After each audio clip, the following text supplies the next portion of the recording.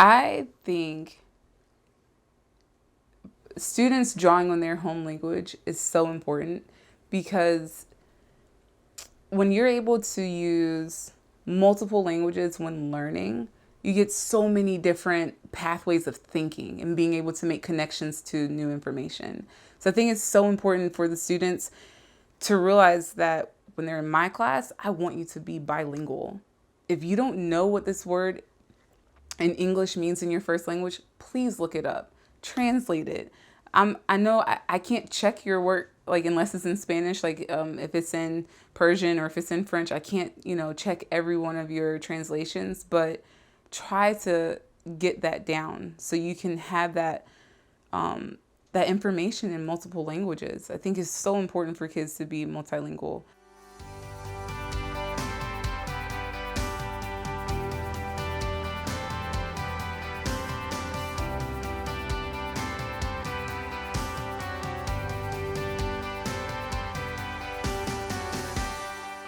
Remember, he. L. ¿Cuántos? How many people? Uno. Okay. She. Ella. ¿Cuántos? Una. They. Ellos. Ellos o ellas. Ellas. Los dos son they. De. Yeah. Mucha. Así como nosotros. Yes. They are students. They? No, ¿cuál? She is the teacher. He or she? He or she? He. Thank you. Okay.